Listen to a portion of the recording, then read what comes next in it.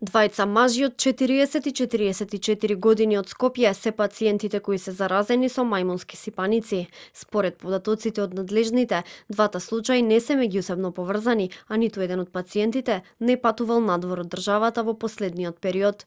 Директорката на Институтот за јавно здравје Марија Андоновска рече дека еден од пациентите е веќе хоспитализиран, додека другиот пак се уште не се пријавил на клиника. По лабораториски потврдените резултати во текот на вчерашниот ден кај двајца пациенти, Институтот за јавно здравје веднаш пристапи со известување на сите релевантни институции.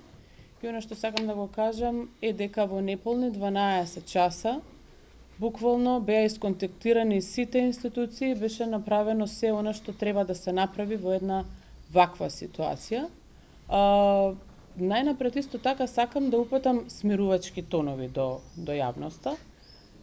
Иако се работи за инфективно заболување и иако е за прв пат од постојањето на државата лабораториски потврдено во нашата држава, сепак ова не е ново заболување. Епидемиологот Драган Кочински пак објасни дека пациентите се со полесна слика, а веќе се истражуваат и нивните контакти со цел поголема превенција. На симптоматологијата, како што кажа директорката, е се со полесна клиничка слика.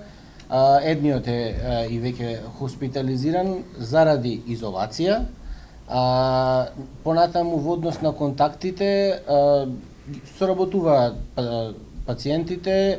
Кај едниот случај имаме две фамилии кои што се наведени како контакт, а за другиот случај се уште трае истражувањето да видиме, имаме првичен број, но не би коментирал сега во моментот. Директорот на инфективната клиника Фадил Цана рече дека специфична терапија за ова заболување нема. Според него има некои вирусни лекови кои се даваат само кај лабораториски потврдени пациенти.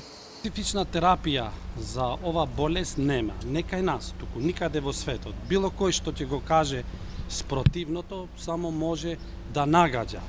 Значи, Google докторот или било што ќе прочитате во интернет, тоа не држи. Клинички треба да се лекува пациентот, за кој ни CDC, ни сите компетентни, FDI, има некои вирусни лекови кои се дават кај тешки облици на мајмунска сипаница, тоест кај пациенти кои се имунокомпромитирани.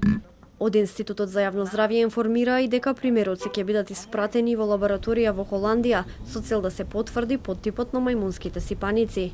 Инаку мајмунските сипаници се вирусна болест предизвикана од истоимен вирус, чии симптоми се слични како и за другите сипаници: температура, трески, главоболка, мускулни болки, болка во грбот, отечени лимфни јазли, замор и исип.